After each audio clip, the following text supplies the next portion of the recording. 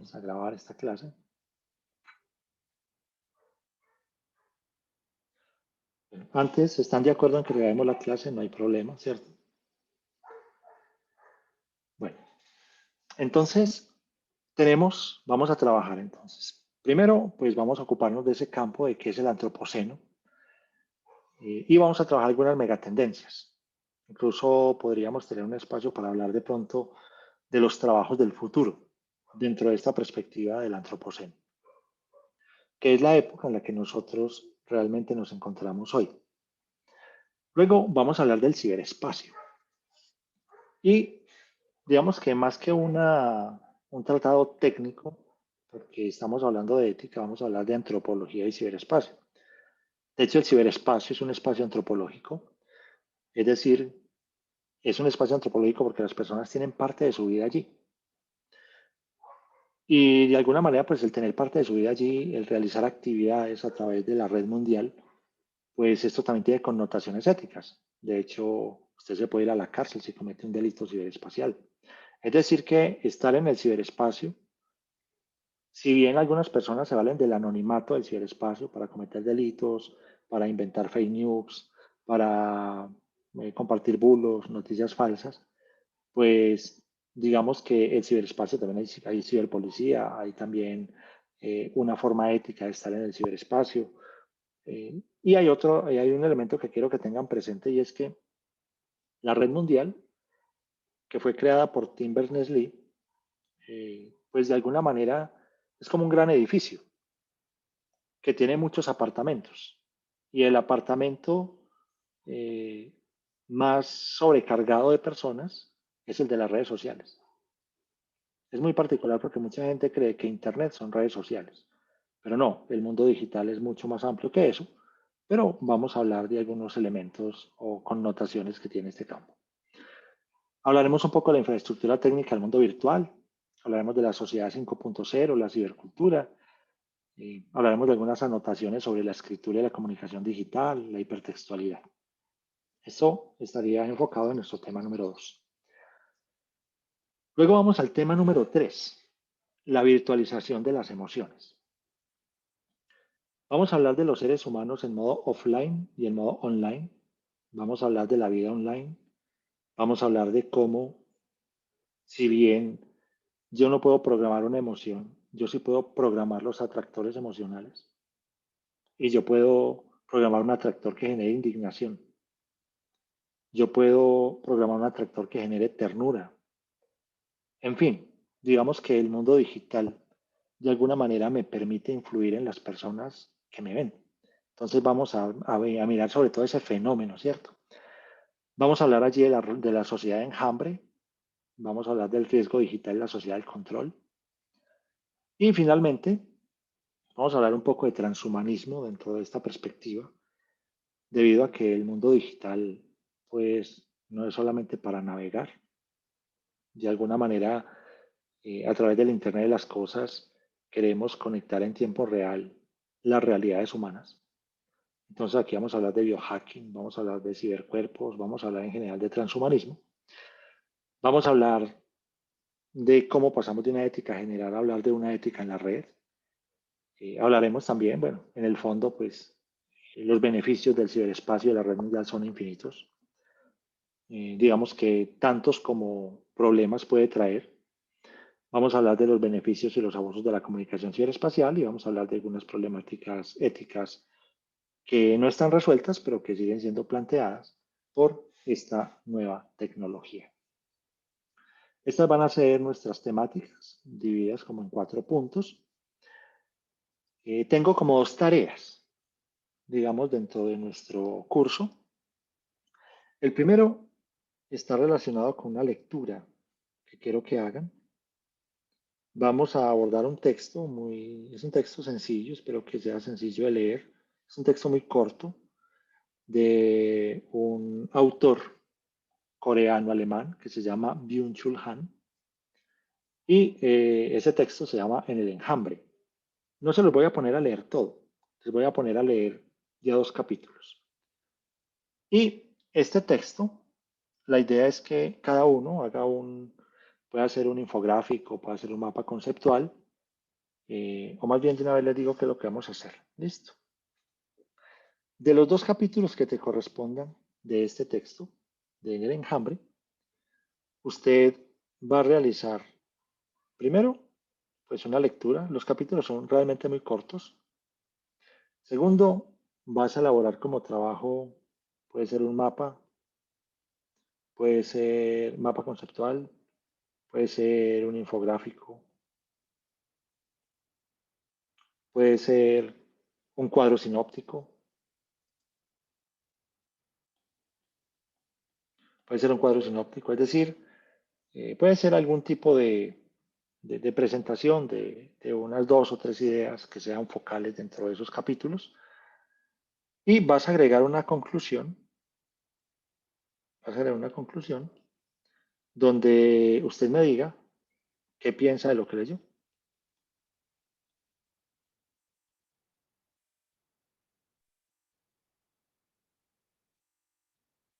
¿Sí? Donde usted me diga qué piensa de lo que leyó. Es decir, en el mapa conceptual infográfico compartes algunas ideas tomadas del texto, relacionadas del texto. Y en la conclusión me dices qué piensa de eso que leíste. Y esto lo vamos a socializar. Es decir, el trabajo no es solamente hacer esto, sino que lo vamos a socializar en clase. Porque como todos van a leer capítulos diferentes del texto, pues en la socialización construimos, aprovechamos para construir también conocimiento colectivo. Cada uno a partir de un texto, pues aporta algunos elementos. Entonces vamos a socializarlo en clase. Y de una vez les voy a decir la fecha. Este trabajo lo vamos a realizar nuestra última clase, que es el día 15 de junio. Listo. Para el día 15 de junio, ese día, vamos a trabajar el texto. 15 de junio. Listo. Ese día vamos a trabajar el texto con estas perspectivas. Ese día en clase pues lo socializamos, cada uno va a tener su espacio para que nos cuente qué leyó y qué piensa de lo que leyó y entre todos pues vamos a compartir y si estamos atentos pues nos habremos leído el libro entre todos. Este libro que se llama En el enjambre, en este momento voy a colocarlo en el chat. Los que estén conectados desde un computador van a poder descargarlo. ¿Listo? Los que estén conectados desde el computador van a poder descargarlo de una vez. Regálenme un segundo.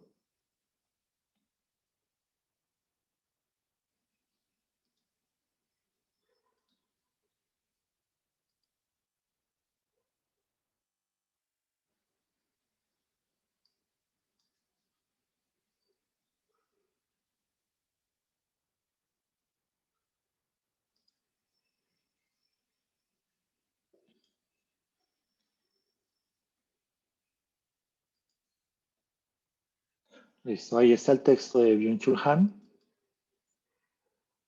Voy a mostrarles la portada también.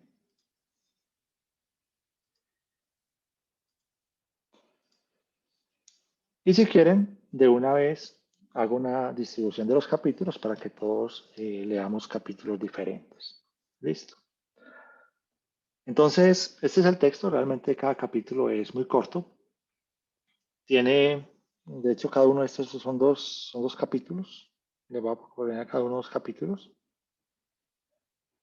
Entonces, podría comenzar de una vez. Listo. Desasigno de una vez los capítulos para que tengan de una vez. Sí, profesor. Listo. Muchas gracias. Bueno, entonces, voy a empezar en el orden en que se me presentaron ahora.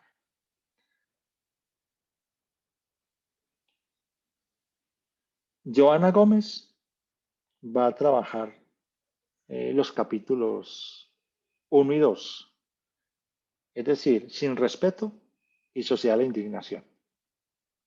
¿Okay? Listo, profe. ¿Qué son estos dos?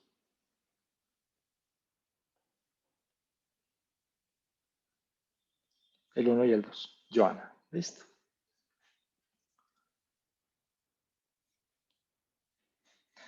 Tomás Freidel va a trabajar los capítulos 3 y 4 en el enjambre y sin mediación. Esos dos capítulos. ¿Ok? Listo, profe. ¿Listo?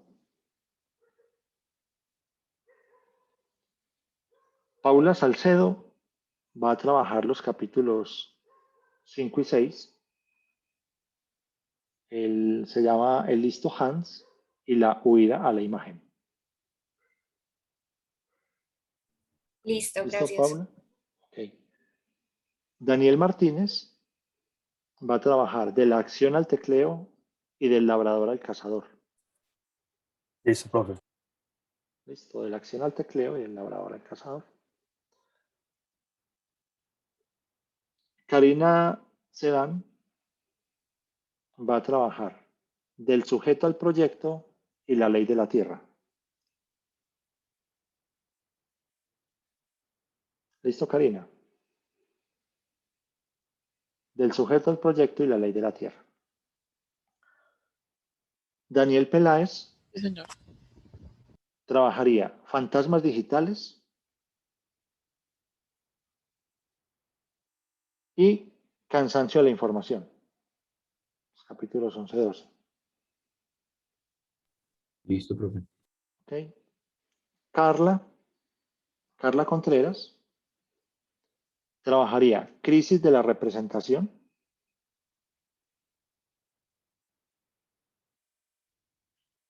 y del ciudadano al consumidor.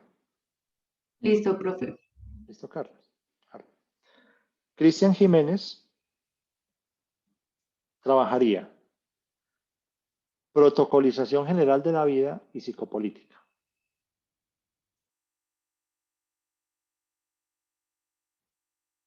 Bueno, ¿quiénes me faltan por asignar aquí? Buenas noches, Luis Gabriel García. Ok, entonces Luis Gabriel García. Segundo. Sí, señor. Luis Gabriel García. Espera. Del ciudadano al consumidor, que me estaba asignando un capítulo.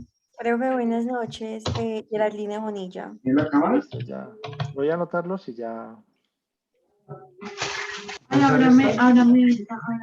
Geraldine Bonilla. Ábrame.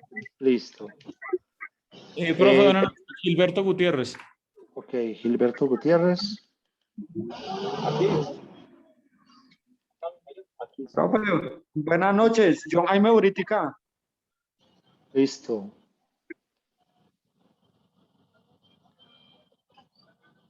Hay alguien que está escribiendo en el chat que también hace falta. Don Jaime Buritica. Quien se identifica como Juana Durango. Juana Durango.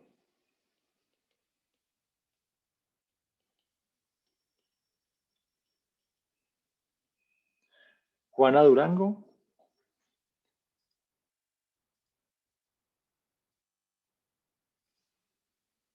Ok, tenemos a Juana Durango y también Juan Esteban. Juan Esteban. Tengo un estudiante, Juan Esteban.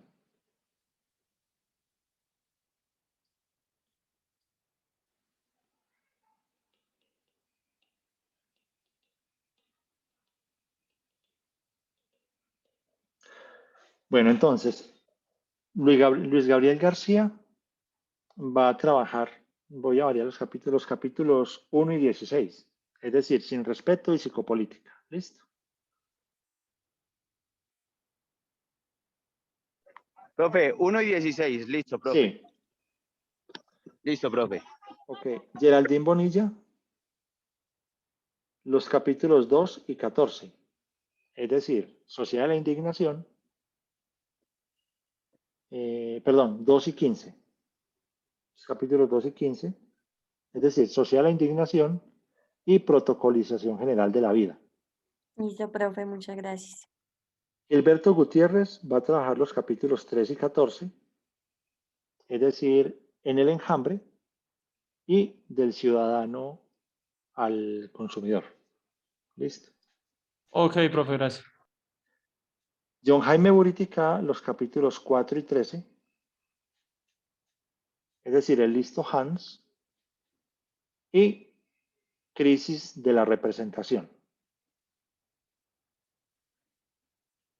Juana Durango va a trabajar los capítulos 5 y 12. Perfecto, profe, muchas gracias. Listo. Perdón, ese me aparece como Juan Esteban, pero tú eres John Jaime, ¿cierto?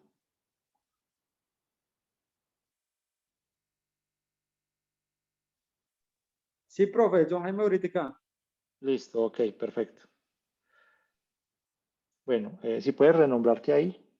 Muy bien. Juana Durango, entonces 5 y 12. Ok, listo. Entonces creo que estaríamos todos. Somos 13 en esta clase. ¿Alguien más me faltó? Entonces, lo que quiero que hagan es muy sencillo. Es leer los dos capítulos, son muy cortos. De hecho, los capítulos, Byung-Chul Han es un autor que escribe muy corto. Normalmente es agradable leerlo. Los capítulos son realmente muy corticos. Si se fijan, este es el capítulo 1, sin respeto. Entonces, lo leen, elaboran un mapa conceptual, un infográfico, en fin, y una conclusión de unas 250 palabras.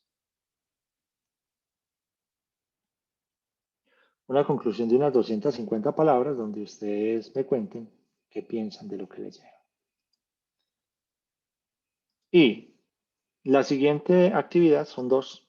Empecé por la última, la que vamos a trabajar el último día. La siguiente actividad es que quería que viéramos La Red Oscura. Es una serie, les iba a otorgar de un capítulo, pero realmente ya no está en Netflix. Lamentablemente es una serie muy buena.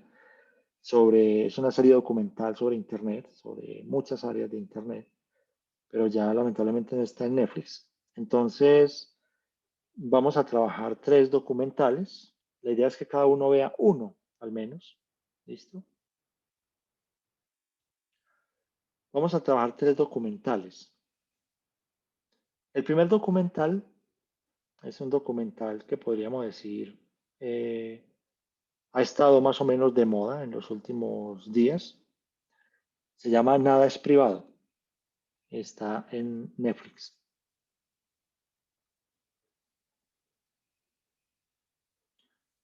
El primer documental se llama Nada es privado.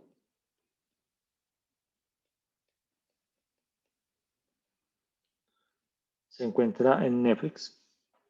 Es un documental que trata acerca de todo el escándalo de Cambridge Analytica, que de alguna manera pues delata un sistema general de espionaje de la información personal importante para la seguridad nacional de los Estados Unidos. En fin, nada es privado, así se llama. Hay un segundo documental que digamos que también ha sido famoso por estos días. Es el documental El dilema de las redes sociales.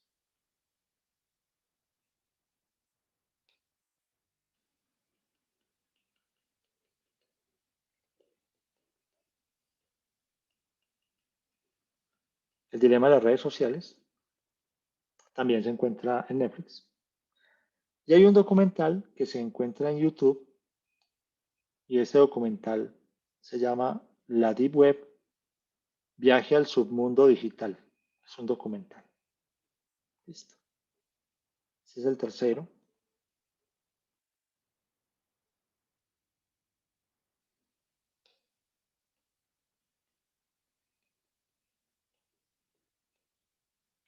La Deep Web, Viaje al submundo digital.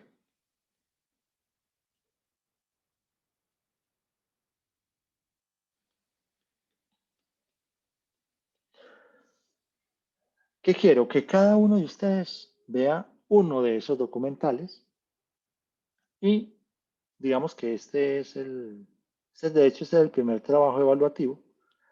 Este documental lo vamos a trabajar el 1 de junio. Listo. ¿Estaría para lo que es el 1 de junio? ¿O está muy rápido? Podríamos también...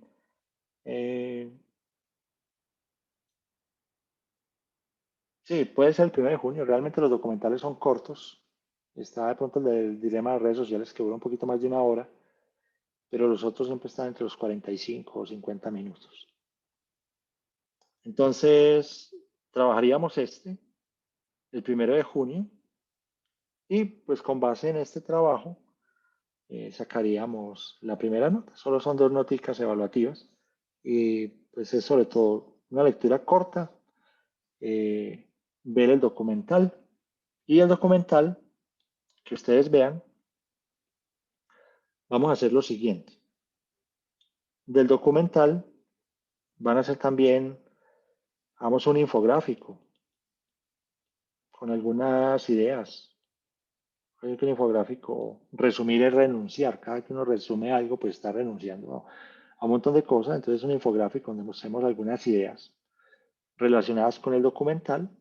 Y siempre me interesa muchísimo una conclusión de 250 palabras, donde usted me diga qué piensa. Y ese día, justo el día 1 de junio, también vamos a compartir en clase. Digamos que vamos a hablar de documental y cada uno pues tiene como tarea para completar esa nota, cada uno pues debe compartir 1 o 2 ideas o su conclusión con todos, y de esta manera pues entre todos de alguna manera pues le damos amplitud a los textos y hacemos hablar un poquito más, no solo los textos, sino también estos documentales. Necesito que todos no vean el mismo, es decir, que vean uno de los 3.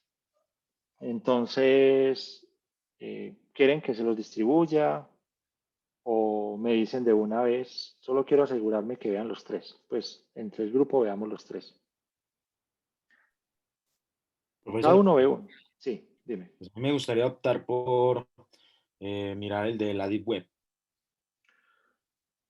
Ok, Cristian, Sí, señor. listo. D-Web, Profe, yo quiero el dilema de las redes sociales, Geraldine Bonilla. listo. Entonces, un segundo. Cristian, vamos con la D-Web. Profe, Geraldine, Paula Salcedo, nada es privado. Geraldine, dilema. Paula Salcedo, nada Nada es es privado. privado. profe, Luis Karina Gabriel Sedano. García, el dilema de las redes. Listo. Luis Gabriel García, dilema. El dilema de las Muy bien. redes. Karina Sedan se apunta a nada es privado también. Karina Seidán, nada es privado. Internet es para siempre. Eso es, nada en Internet se borra. ¿Quién más? Profe, Daniel Peláez, Sí, nada Daniel. es privado. Listo. Profe, Gilberto Gutiérrez, el dilema de las redes. Gilberto Gutiérrez, dilema, listo. Ok. ¿Alguien más? ¿Quedan varios? Profe, Juana Durango dice que ella escoge nada es privado. Listo. Nada es privado. Profe, yo te tiro el dilema de las redes sociales. Ok, Tomás. Listo. ¿Quién más?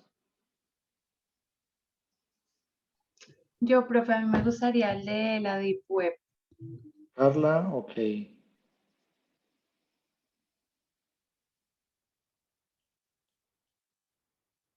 Y web, listo. John Jaime Buritica, ¿cuál quieres?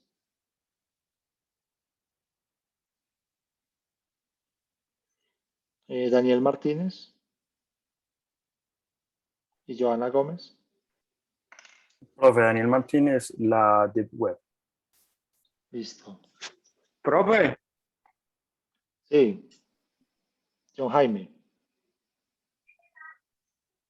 profe, con John Jaime ahorita, el dilema de la red, qué pena con ustedes que el internet está un poco Tranquilo. No hay problema. débil en donde me encuentro actualmente.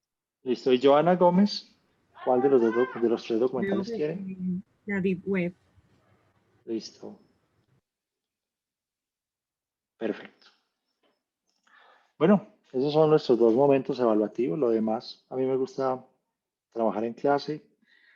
Haremos algunas actividades en clase de lecturas muy cortas o de observaciones o de percepciones muy cortas.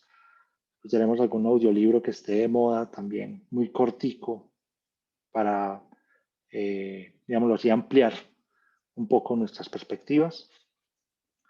Y bueno, vamos entonces a comenzar con este viaje. Antes de continuar, me gustaría preguntarles, bueno, ¿qué piensan de pronto de las temáticas? ¿Qué piensan del aspecto evaluativo? ¿Está bien? ¿Está muy complicado? ¿O está trabajable el tema evaluativo? Profe, te pregunto algo, ya que hablabas de la forma de presentar, porque realmente esto va a ser socializable, pues la idea es que trabajemos alguno de esos métodos que tú nos solicitaste, pues infográfico o puede ser una presentación en PowerPoint, pues Sí, o qué lo pueden hacer, buscas. bueno, como quieran. Pueden hacer una presentación en PowerPoint, pueden hacer una presentación en PowerPoint, Canva, en cualquier modo de presentación, pueden hacer un infográfico, pueden hacer un mapa conceptual. De pronto alguien me dirá, no, profe, igual yo soy un poco más clásico a la hora de hacer mis cosas, entonces preferiría hacer una síntesis corta. En fin, como ustedes quieran, ¿ok? Valoro cualquier tipo de presentación.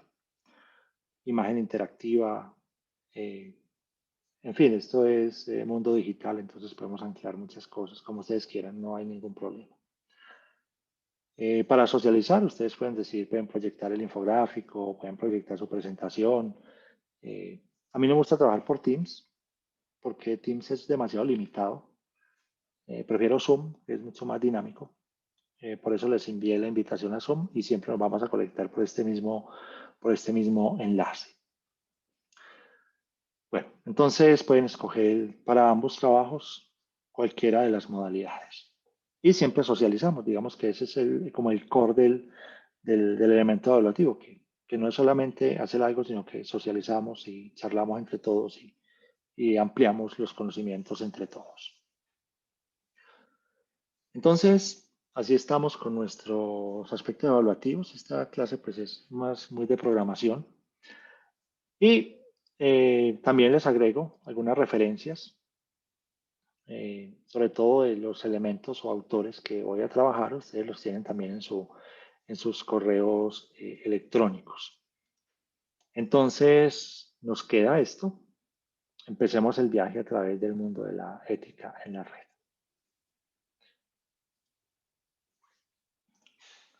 Bueno, quiero decirles en qué momento quieren que descansemos. ¿Quieren que hagamos la pausa a las 7 de la noche o a las 7:30? Normalmente vamos a trabajar por ahí hasta las 9:15. Tampoco es cansarlos. Van a ver que los contenidos conmigo rinden y de alguna manera pues he tratado de hacerlos más bien amenos. Entonces, no tengo problemas con las temporalidades. ¿Sí? Digamos que van a ver que al final de nuestro curso habremos visto todos los temas y será como la vacuna del coronavirus. No la van a sentir mucho. Entonces, listo, a las 7:30 hacemos una pausa de media horita para que caminen, cuidado con la trombosis, en fin, se tomen un café y todo eso. Y entonces comencemos de una vez.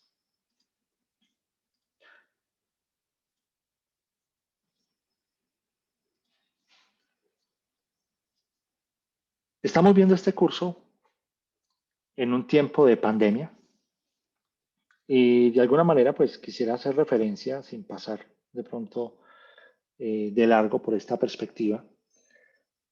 Y es que, primero, La pandemia ha representado para nosotros, los seres humanos, una prueba como especie. Es decir, una pandemia no afecta a una persona individual, sino que afecta en este momento ya a todos los países del mundo. Ya dejaron de hablar de las cifras de muertos, de las cifras de contagiados, porque son demasiados. Pero en esta prueba de la pandemia como especie, lo único que se ha mostrado es que como seres humanos aún no hemos descubierto el cuidado esencial. No sabemos cuidar de nosotros, por tanto tampoco sabemos cuidar de los otros. Segundo, que todos los sistemas de salud del mundo colapsaron. Y colapsaron sencillamente porque no pensamos que en medio de nuestras vidas cotidianas nos íbamos a encontrar con semejante prueba. Para muchos es un castigo de Dios, pero digamos que realmente la pandemia del coronavirus no es más que una de las tantas pandemias que hemos pasado a través de la historia de la humanidad. La primera pandemia, de hecho, les voy a hacer una síntesis muy corta de todas las pandemias que llevamos.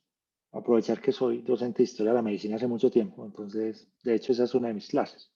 La historia de las pandemias. Antes de que se diera la pandemia del coronavirus, pues esa era una de mis clases, un curso de historia de las pandemias.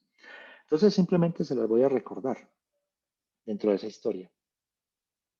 Primero, la primera pandemia de la que tenemos noticia, y digo la primera, porque es probable que se hayan dado otras, sino que si se dieron antes de que existiera la escritura, pues no podremos tener una notificación al respecto. Aunque existe una disciplina que se llama paleopatografía, que es el estudio de las posibles enfermedades que haya padecido un determinado viviente del cual encontramos restos fósiles, del cual encontramos un hueso. Se aplica mucho, por ejemplo, a las momias egipcias, la paleopatografía, tratar de establecer qué tipos de virus los afectaban, qué tipo de bacterias, qué tipos de enfermedades tenían. Y pues eso nos ha enseñado muchísimo del pasado y también nos ha dejado unas grandes lecciones para el presente. Entonces, la primera pandemia de la que tenemos noticia se dio en el año 130 después de Cristo, o de nuestra era, y se le conoce como la peste de Galeno.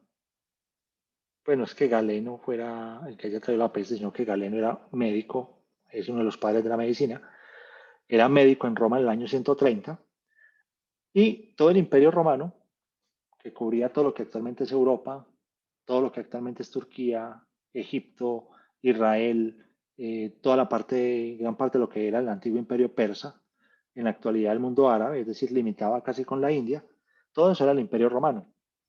Esa peste de Galeno obedeció a que del Asia llegó al centro de Europa, que en este caso sería la ciudad de Roma, llegó una enfermedad desconocida, que luego la vamos a conocer como la viruela. Y también llegó con sarampión.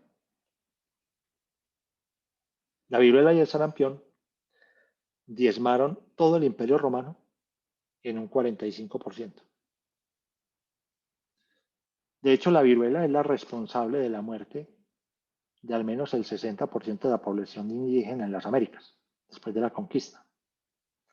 Porque la población indígena no padecía ni viruela ni sarampión, pero con la llegada de los españoles, también de alguna manera llegaron las enfermedades, y entre ellos llegaron los virus. Lo que fueron las gripes, la viruela y el sarampión, diezmaron casi en un 60% de la población indígena de toda América. No tenían formas de defenderse. Y para la viruela apenas tuvimos una vacuna en 1980. Entonces, esa fue la primera pandemia. La segunda pandemia se dio en el siglo VI y se conoce como la peste de Justiniano. En el siglo VI, el Imperio Romano ya se había dividido en dos. Estaba el Imperio Romano de Occidente con la capital Roma y estaba el Imperio Romano de Oriente con la capital Constantinopla. Constantinopla en la actualidad se llama Istambul, capital de Turquía. Y su nombre o su cambio de nombre obedece a que los turcos otomanos, los musulmanes, la conquistaron en 1456. Entonces, Justiniano era el rey del Imperio Romano de Oriente y durante ese tiempo en el Imperio Romano de Oriente se dio el primer brote de peste negra. Y esta pandemia, este primer brote de peste negra duró 70 años. Nosotros ya estamos aburridos con año y 2 meses de pandemia, pero esta duró 70 años, en un mundo donde la gente estaba muriendo y no tenía ni idea por qué. Porque la peste negra va a visitar recurrentemente el mundo occidental y pues esto va a generar muchos problemas sociales. La tercera pandemia se dio entre 1348 y 1378. Estaríamos hablando acá del siglo XIV. 30 años duró. 30 años. Nosotros apenas llevamos 1 año y 4 meses de pandemia. 30 años. Y esta segunda pandemia fue un brote masivo de peste negra. Pero aquí la vamos a conocer como peste bubónica. Peste bubónica. Este brote de peste bubónica es la misma peste negra. Se le conoce como peste negra es porque resulta que la Yersinia pestis, que es la bacteria causante, esta es una bacteria, no un virus, causante de la peste negra, genera una inflamación de los ganglios del cuello, de las axilas y de las ingles. Y esa inflamación no es cualquier inflamación, son bolas grandísimas que se oponen de color negro y después explotan. Eso se llama peste bubónica. También se le llama peste negra por las bolas, estas que surgen y se ponen también de color negro. Resulta que esta fue tremenda porque la peste se dio de 3 maneras. Uno, como bubónica, inflamación de los ganglios. Normalmente los que tienen inflamación de los ganglios probablemente sobrevivían. La segunda forma de esta peste fue neumónica. También se convirtió o generó una neumonía que comenzó a transmitirse por la saliva. Es decir, cuando usted estornudaba y tenías peste neumónica, entonces se la transmitías a otras personas. Y algo que ellos desconocían era la peste septicémica, que también el patógeno comenzó a irse al torrente sanguíneo y la persona moría en 2 o 3 días. Por eso ustedes leen relatos de la peste durante este tiempo, van a encontrar que los médicos decían que habían unos que desarrollaban bubones y probablemente se salvaban. Otros comenzaban a toser mucho y morían en 15, 20 días. Y otros morían en 3 días. Esos que morían en 3 días eran los de la peste septicémica. En este momento pueblos enteros murieron. En Europa pueblos enteros desaparecieron. Me murió toda la gente. Incluso de este tiempo son los cementerios que llamamos columbarios. ¿Han visto los cementerios? Están llenos de bóvedas.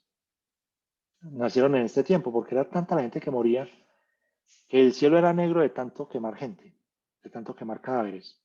Y tampoco había dónde enterrarlos porque la gente decía, bueno, o enterramos muertos o cultivamos la tierra.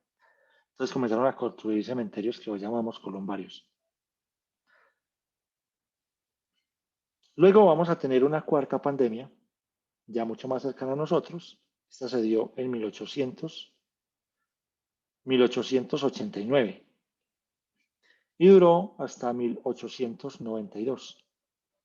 Esta se llama como la gripe rusa, que es el primer brote de gripe H1. Luego vamos a tener una quinta pandemia entre 1918 y 1920.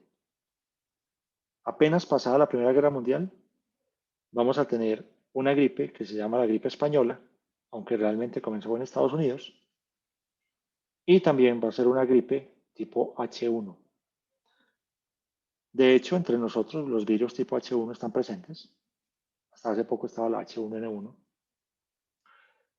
La gripe porcina, la gripe aviar son parte de estos virus. Se les conoce como enfermedades zoonóticas porque provienen de los animales y mutan y afectan al ser humano. La peste bubónica también es zoonótica, es decir, proviene de los animales. La Yersinia pestis tiene como reservorio la rata y es muy particular. La pulga de la rata que pica a un ser humano probablemente le puede transmitir la peste negra. La peste negra todavía existe, es una peste endémica, todavía es en Brasil, existe peste negra en Estados Unidos, en Madagascar, en la India, solo que ya es tratable y de alguna manera, pues entre más condiciones higiénicas tiene la sociedad, pues es más difícil que una persona contraiga la peste negra. Luego, durante todo el siglo XX, vamos a tener muchas epidemias de cólera, epidemias de ébola, pero no van a alcanzar a ser pandemias. Pero sí vamos a tener una pandemia que se conoce como la pandemia oculta, y es la pandemia de SIDA, de VIH. No es escandalosa porque de alguna manera las personas con VIH pueden vivir por muchos años, acompañadas de buenos medicamentos y de ciertos cuidados, pero igual también es una pandemia, se le conoce como la pandemia oculta. Luego vamos a tener esta pandemia, que es la de COVID-19, o de SARS-CoV-2, más bien. Pero esta pandemia avisó que venía. Es que esto es lo más particular.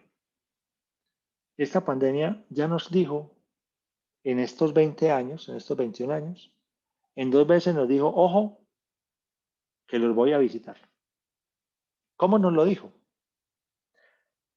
Primer aviso, brote de coronavirus denominado MERS.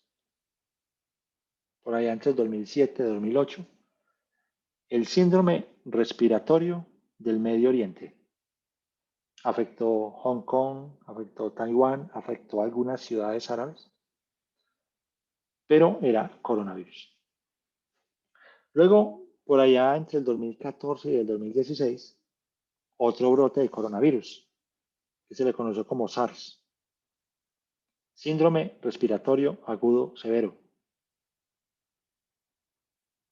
Afectó algunas zonas asiáticas, pero no se expandió. Y ahora, entonces, sí tenemos el SARS-CoV-2, que es la pandemia del COVID-19. ¿Esto qué nos dice? Uno, que nuestro sistema inmunológico evoluciona en la medida que es puesto a prueba.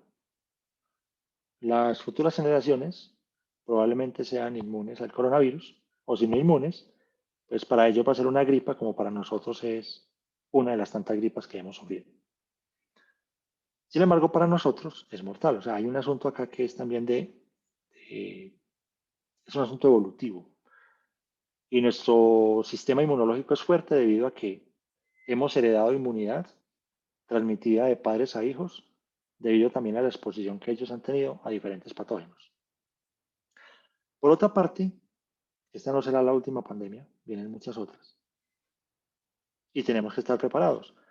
Sobre todo que las pandemias tienen no aparecen de la noche a la mañana, de alguna manera avisan, sino que nosotros no tenemos un sistema mundo construido bajo una idea de salud. Entonces, siempre hemos considerado exagerados las informaciones de la Organización Mundial de la Salud o de los científicos que constantemente nos alertan sobre ciertas cosas. Entonces, siempre elevamos las cosas como a nivel de probabilidades. Es decir, probablemente sí, pero lo más probable es que no. Y en ese probablemente sí, lo más probable fue que sí. Y aquí nos encontramos en medio de esta situación. Es la pandemia la que nos tiene hoy a nosotros estudiando a través de esta perspectiva virtual.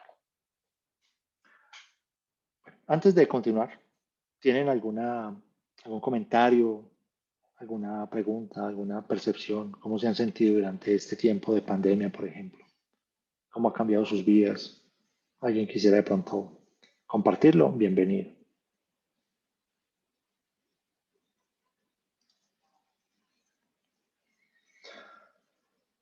Bueno, entonces, vámonos a esto, antropoceno y megatendencias. Quiero comenzar con algo que es como un poco elevado dentro de esta introducción, que también es como a modo de reflexión. Y quiero invitarles a hacer un viaje muy sencillo. Aquí tenemos el planeta Tierra. Y a este lado está nuestro único satélite natural, que es la Luna. Si nosotros nos fijamos,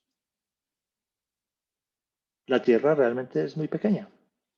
Su diámetro no supera los 12.000 kilómetros de diámetro, tiene 12.742 kilómetros de diámetro. Nuestra Luna tiene 3.480 kilómetros de diámetro.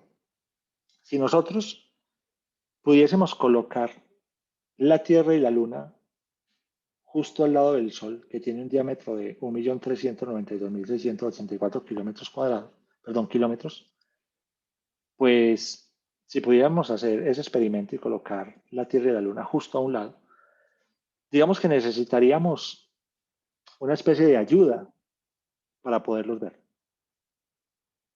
Digamos que la Tierra y la Luna respecto al tamaño del Sol son demasiado pequeños.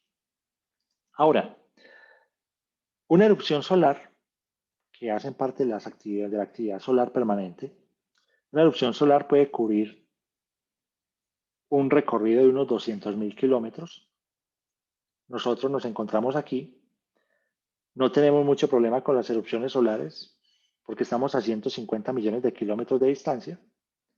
Sin embargo, estas erupciones solares generan lo que se conoce como vientos solares y esos vientos solares chocan con el escudo magnético de la Tierra y se van a generar, sobre todo en el Polo Norte, como fruto de ese choque de los vientos solares, se van a generar las auroras boreales. Se pueden ver en Finlandia, se pueden ver en Noruega, se pueden ver en Norte Europa, se pueden ver en Rusia, en lo que se conoce como la taiga boreal, también aquí en Canadá, en Whitehorse, también en Alaska, en fin, se pueden ver las auroras boreales, que son fruto de ese choque entre los vientos solares y el escudo magnético de la Tierra. ¿Ustedes alguna vez han visto esta constelación que tenemos acá? ¿Han visto estas estrellitas? Esa es la constelación de Orión. Los abuelos la conocían como los tres Reyes Magos, pero en esa constelación hay dos estrellas que son muy particulares. Hay una que es una supergigante roja, se llama Betelgeuse, y hay una que es una supergigante azul, se llama Rigel. Vamos a darle una miradita pequeña.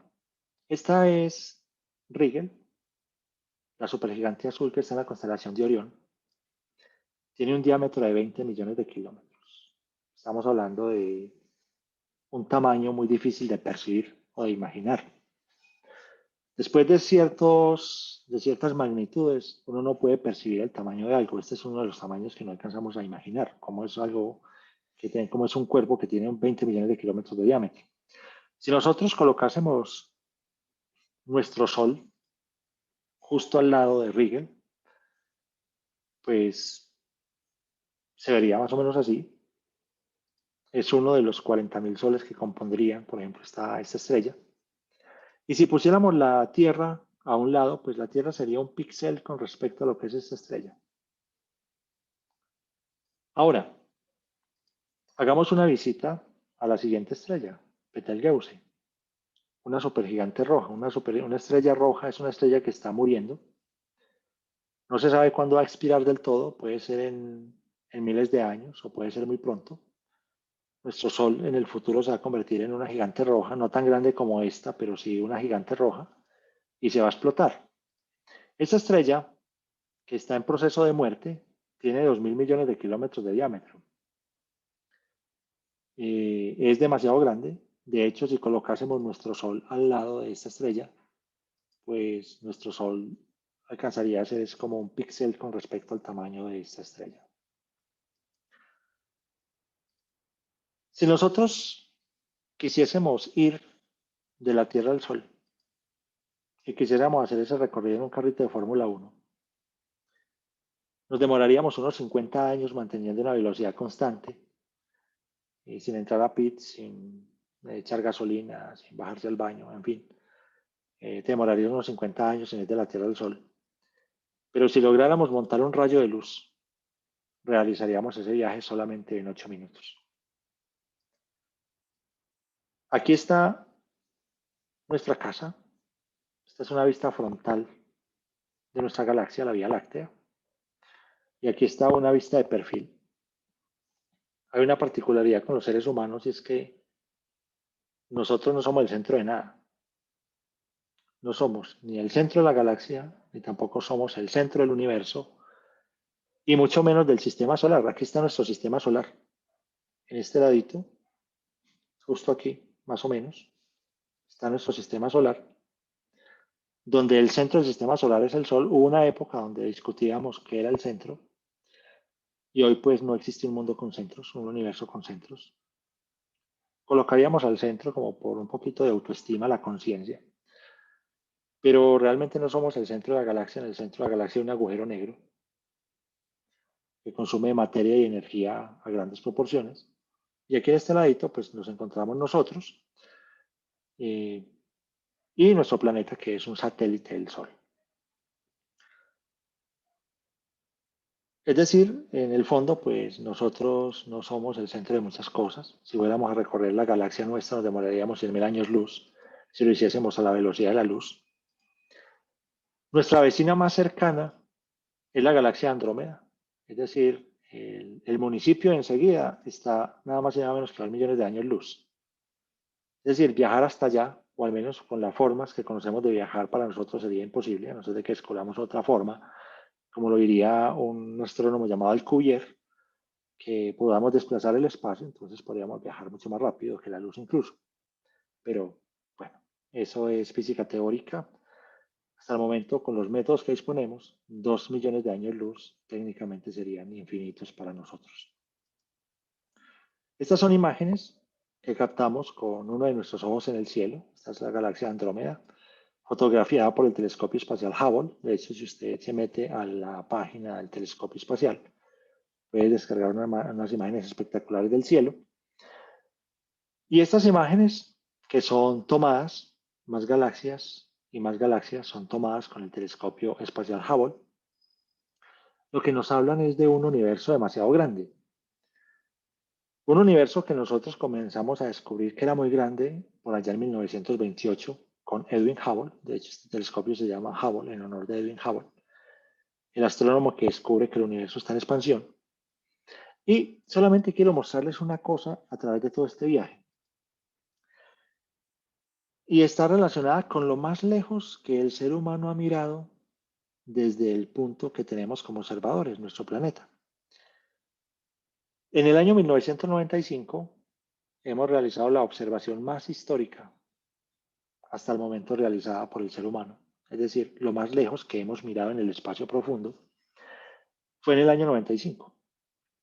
Ahora hay proyectos para mirar más allá de esta observación, pero hasta el momento sigue siendo la más distante que hemos logrado tener. Y en el 95, justamente entre el 18 y el 28 de diciembre del 95, el Hubble fue orientado hacia un punto que se consideraba oscuro en el universo. Es decir, cada que se orientaban los sistemas de observación de la Tierra hacia ese punto, no se veía nada, se pensaba que todo era oscuro. Entonces deciden utilizar el telescopio para tratar de ver qué encontraban allí. Y vamos a ver lo que encontraron. Hay un sector que se conoce como el sector del Gran Carro, y hay un punto ahí que se considera ese punto oscuro. Ese era el punto oscuro, ahí donde se hace el primer zoom del telescopio. Luego hacen un segundo zoom del telescopio. Van a hacer un tercer zoom del telescopio. Y hacen un cuarto zoom, y esto fue lo que encontraron. A 10.000 millones de años luz de nosotros, un universo más vasto todavía. Cientos de miles de galaxias, cientos de miles de cuerpos celestes, a 10.000 millones de años luz de nosotros. En un universo que aparentemente para nosotros no tiene centros. Podríamos decir con Einstein que la más bella y profunda de las emociones que uno puede experimentar se encuentra ante la presencia del misterio. Es decir, quien no percibe el misterio no tendrá vista para la ciencia, porque si algo no nos resulta misterioso, pues no lo vamos a querer explicar. Y la ciencia tiene como objetivo explicar aquello que vamos considerando misterioso. El universo sigue siendo misterioso para nosotros y pues aquí está la semilla de la ciencia, va a decir Albert Einstein.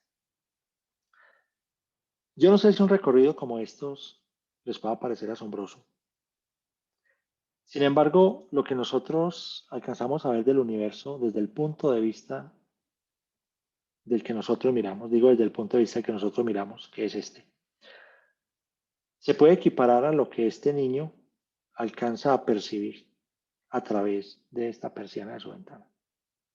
Nosotros somos ese niño que abre la persiana y se asombra de los columpios, se asombra del jardín que hay afuera y, por qué no, de unas cuantas estrellas y galaxias que podemos percibir. Esto, pues, digamos que plantea muchas cosas. Existe una teoría que se llama el principio antrópico, que dice que el universo se desarrolló de tal manera que existiera una conciencia que lo pensara. Aunque esa afirmación suena un poco soberbia. Hasta el momento, es probable que si superamos los canales de las teorías de la conspiración y descubrimos otras cosas, hasta el momento, pues los únicos seres conscientes que habitamos somos nosotros, al menos en este ladito del universo. Y pues el mundo se construye, o la idea de mundo que tenemos es un mundo desde nuestra perspectiva. Ahora, esta es nuestra única casa. Y de ese viaje, desde el universo, vámonos para una isla. Esta isla se llama Rapa Nui. Es una isla que queda en el sur del Océano Pacífico. Es una isla que pertenece en la actualidad a Chile. Muy bueno el mar. Estamos en tiempo de pandemia, pero qué agradable es volver al mar.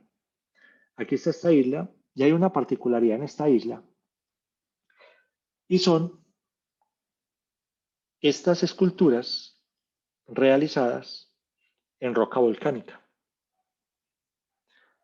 Resulta que la comunidad o el pueblo, no podemos decir civilización, pero la comunidad humana que habitó la isla de Pascua, Rapa Nui, se conoce también como la isla de Pascua, de hecho la isla de Pascua es el nombre, llamémoslo así, más cultural. De esta comunidad que vive aquí, lo único que nos quedó son estos monolitos, estas esculturas en roca volcánica que son gigantescos. E incluso existen algunas teorías acerca de por qué desaparecieron los habitantes de la isla de Pascua.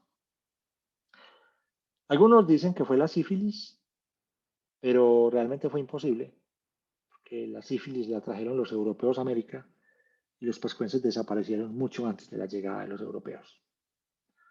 De hecho, la sífilis es conocida como el mal galicano, es decir, el mal de los franceses. Se la atribuyen a ellos.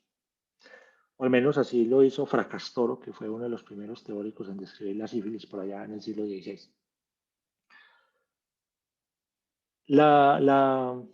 Digamos que la conclusión de los arqueólogos más plausible es que los pascuenses consumieron todos los recursos de la isla y al agotar todos los recursos de la isla su civilización se hizo inviable. Entonces murieron con su ecosistema. Justo al lado de esta isla, bueno, no justo al lado, un poquito más lejos, pero también en el hemisferio sur del Océano Pacífico, tenemos otra isla que se llama Ticopia. Resulta que los ticopianos pasaron por una crisis parecida a los de los pascuenses. Llegó un momento donde se vieron abocados al fracaso, solo que ellos lograron reinventar su sociedad. Y al reinventar su sociedad y reinventar sus costumbres, pues los llevó a que pudiesen sobrevivir hasta el mundo de los intercambios comerciales Y en este momento, pues todavía tenemos ticopianos que nos cuentan su historia. Entonces, aquí les hago una pregunta para decirles qué es antropoceno. ¿Qué piensan ustedes? ¿Nosotros, como especie humana, llevamos una ruta más parecida a la de los pascuenses o más parecida a la de los ticopianos? ¿Qué piensan?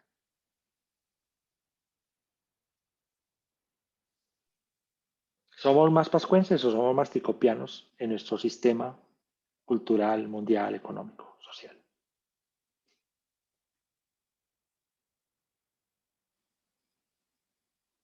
¿Una tesis? ¿Una teoría?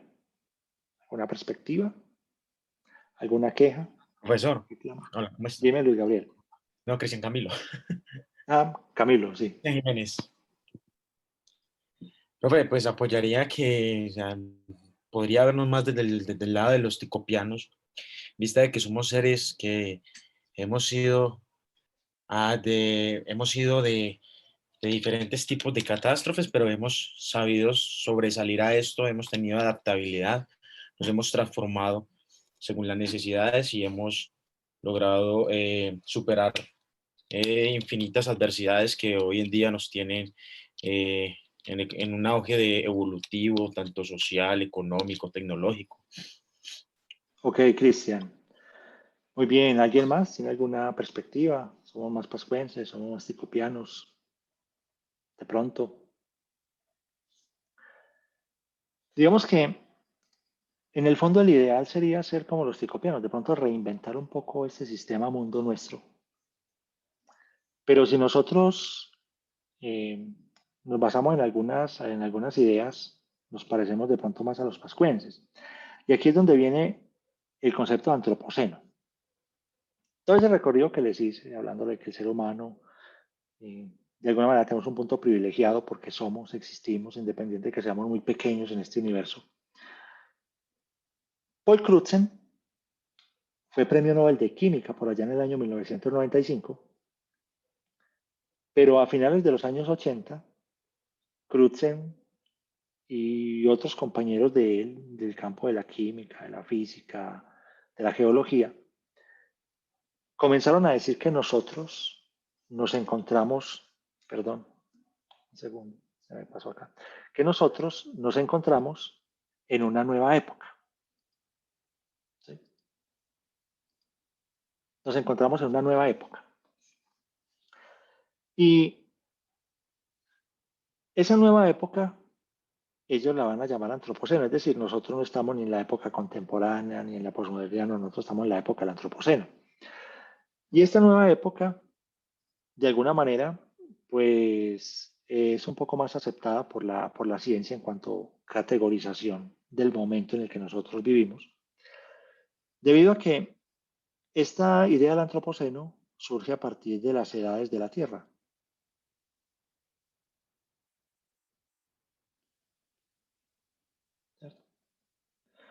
Y las edades de la Tierra se dividen en eras, periodos y épocas. Por ejemplo, nosotros nos encontramos en la era cenozoica. Nuestro periodo es el cuaternario y nuestra época es el Holoceno. Bueno, era el Holoceno.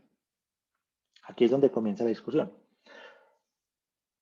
De acuerdo con Crutzen, nosotros ya no estamos en el Holoceno. El Holoceno es una época dentro del periodo cuaternario que comenzó más o menos unos 10.000 años antes de Cristo. 10.000, 12.000 años antes de Cristo. Estaríamos hablando del final de la última glaciación. Cuando los climas de la Tierra del Holoceno, pues representa un momento donde los climas de la Tierra se pacificaron, los climas de la Tierra se hicieron más amenos, se hicieron, llamémoslo así, más benévolos. Entonces esto llevó a que el ser humano pudiese salir de las selvas y habitar en las llanuras y pues posteriormente al comienzo de ese periodo del Holoceno vamos a tener lo que algunos denominan la primera revolución, que es la revolución agrícola.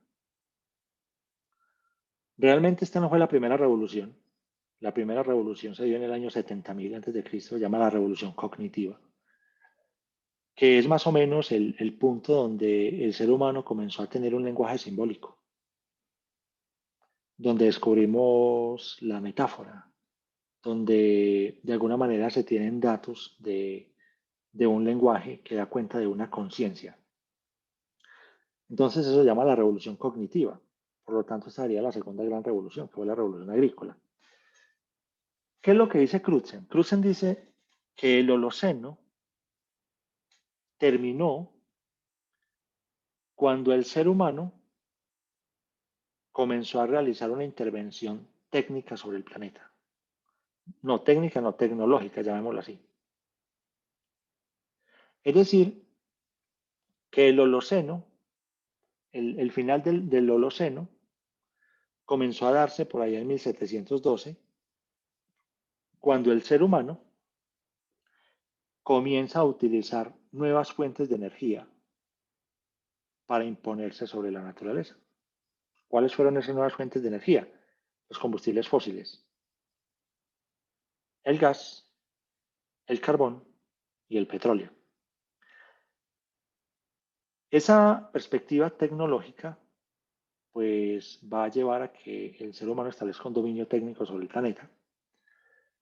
Y a partir de ahí el ser humano va a comenzar a colocarse por encima de la cadena alimenticia hasta el punto donde nos encontramos hoy.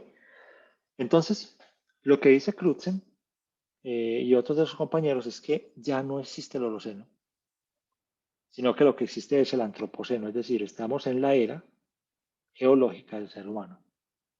Geológica. Porque, dice Crutzen, existe una huella que ha dejado la especie humana, aquí está la especie humana, distribuida por el planeta, una huella que la especie humana ha dejado en el planeta.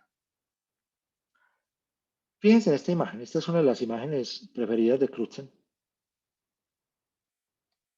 ¿Qué particularidad notan en esta imagen? Si bien es una imagen que se reconstruye a partir de las tomas de los satélites, pero hay una particularidad en esas imágenes. ¿Qué notan ustedes en esa imagen? Profe, que las selvas están sin luz. Eso, las zonas selváticas pues están libres. Por aquí está el desierto del Sahara, por aquí está el África, por aquí está una parte de la selva amazónica, en fin, por aquí está Australia, ¿cierto? Pero hay un detalle y está relacionado con la luz. Los países más desarrollados son los países que más energía consumen, porque la especie humana es adicta a la energía. De hecho, es la energía la que nos ha permitido, si no hubiese energía no tendríamos civilización. Si no domináramos la energía, si no hubiésemos dominado nunca el fuego, nunca hubiésemos descendido a los árboles. Nuestra especie está basada en la energía. ¿Ustedes alguna vez se han preguntado cuánta energía se necesita para mover la red mundial?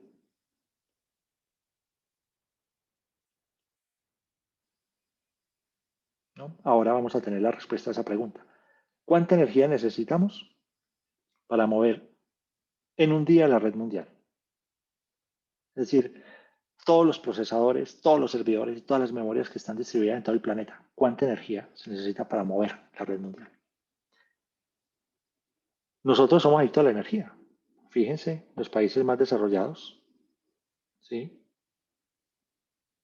Por aquí está Japón, ¿cierto? Todo esto es el Asia Pacífica. Por aquí está el norte de África y el sur de África.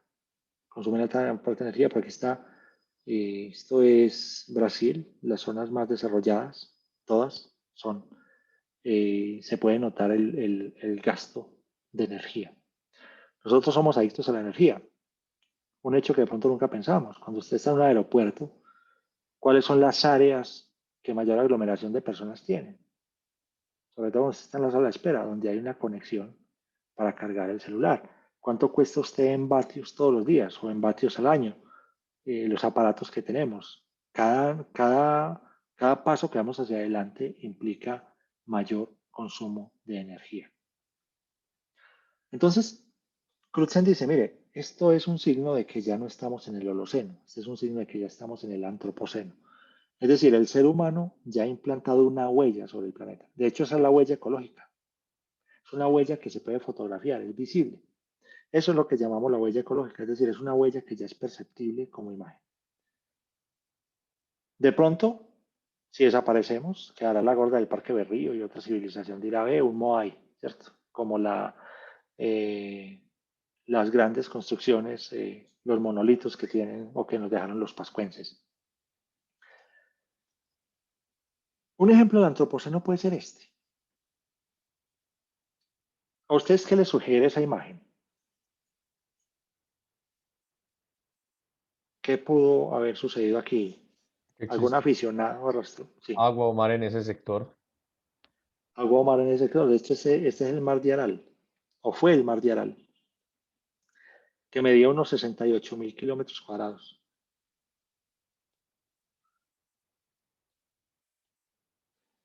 De hecho, aquí están las barcas. Ese es el mar de Aral. Resulta que ese mar no se secó por arte de magia, ese mar lo secamos los seres humanos. El mar de Aral se encontraba entre Kazajistán y Uzbekistán. Fíjense cómo estaba en 1989. En una imagen del 2014 ya se encuentra así. Los rusos secaron ese mar. A ese mar le llegaban dos ríos gigantescos que fueron desviados para que no llegaran allá y fueron utilizados para otros fines. Y de hecho, este mar es considerado uno de los desastres ecológicos más grandes del mundo. Muy pocos hablan de ello, pero solamente se puede percibir por imágenes satelitales.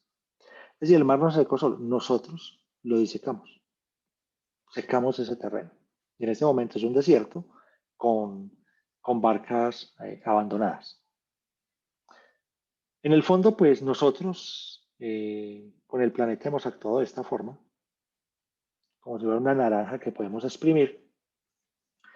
Y es por eso que en la actualidad existen cifras que nos hablan de la sobrecarga de la Tierra en este periodo del Antropoceno. Si ustedes visitan una página que se llama así, Earth Overshoot Day, se llama el día de la sobrecarga de la Tierra. Es una imagen que nos muestra cómo está, eso se llama la red de la huella global, ¿sí? Que nos dice en qué momento cada país se gasta los recursos que le deberían durar para un año. De hecho, nosotros le debemos ya a las generaciones futuras parte de los recursos, es decir, nosotros ya nos comimos parte de los recursos de la generación que va a habitar los próximos 50 años. Y por cada año, entonces, digamos que los teóricos del Earth Overshoot Day nos dicen, por ejemplo, que al 15 de mayo, Nueva Zelanda ya se había gastado todos los recursos que le deberían durar un año. Es decir, en 5 meses se gastó lo que le debía durar 12 meses. Al 13 de mayo, Italia y Portugal ya se habían gastado lo que debían gastar en un año. Al 17 de mayo, Chile ya se había gastado lo que le debía durar un año. China, al 7 de junio ya se lo habrá gastado. China es un continente es un país muy grande. Tiene muchos recursos, pero al 7 de junio ya se lo habrá gastado. Por ejemplo, Suiza, estos países que nosotros admiramos tanto, Suiza, Francia, Japón, ya se gastaron todo lo que habían gastado en un año. Se lo gastaron, es decir, lo que el presupuesto del 2021, en términos de recursos naturales, ya se lo consumieron. Entonces, ¿qué es lo que están haciendo? Están consumiendo lo del siguiente y eso es lo que va generando una huella ecológica. Por ejemplo, Dinamarca. Veanlo, acá está. Al 26 de marzo ya se había gastado sus recursos. Emiratos Árabes Unidos. ¿Cierto? El 18 de diciembre, Indonesia más o menos casi le dura. a Egipto el 24 de noviembre. Fíjense, por aquí está Perú, por aquí está México al 11 de agosto, Brasil al 27 de julio. En fin, cada país está representado aquí. Y esto pues lo que nos muestra es que estamos en la era del antropoceno, es decir, el ser humano tiene un dominio sobre el planeta y técnicamente es un dominio irracional. Por eso ellos han dicho, miren, ya es hora de que cambiemos esa perspectiva, no estamos en el Holoceno, esto es la era del ser humano y se llama antropoceno. Y es el antropoceno el que nos permite hablar de una nueva experiencia tecnológica, es el antropoceno el que nos permite hablar de transhumanismo, es el antropoceno el que tiene unas ideas de cómo perpetuarse y seguir existiendo, aunque tenga que superar el confinamiento del planeta Tierra. Esto lo que nos muestra es que el ser humano, para que hagamos nuestro descanso, el ser humano, para vivir, siempre ha tenido que producir una cosa, sentido. El sentido lo hemos producido a través del arte, a través de la música, a través de la pintura, a través de todas las formas simbólicas de la humanidad. Pero en la actualidad, en la era del antropoceno, el ser humano tiene que producir otra cosa que no tenía que producir hasta 1970 más o menos. Y es que tiene que producir el ambiente donde va a vivir. En la era del antropoceno nos toca producir el ambiente donde vamos a vivir. ¿Qué significa eso? Que el agua que yo me quiero beber mañana es la que yo purifique hoy, porque superé la biocapacidad del planeta y la biocapacidad de los estuarios y de los mares y de los lagos para autodepurarse. Las selvas que yo quiero ver sembradas mañana, pues son las que yo sembré hoy. Porque ese sobrepasar la biocapacidad del planeta, pues ha hecho que nosotros tengamos que producir, además de sentido, que siempre lo hemos tenido que producir, el ambiente donde vamos a vivir. Los dejo con esta frase. En el periodo moderno no tenemos una historia comprensiva del universo, pero sí tenemos en el tiempo actual un modo distorsionado de presencia humana sobre la Tierra. Y esto pues nos abre paso a las 4 grandes megatendencias del antropoceno, dentro de las cuales se encuentra el universo digital del que vamos a hablar. Vamos entonces a descansar. Yo les dije descansen 30 minutos, descansen 30 minutos. A las 8:10, igual seguimos conectados. Caminen un poquito y regresamos para continuar con nuestro viaje hacia la ética en la red. ¿Listo? Listo, profe.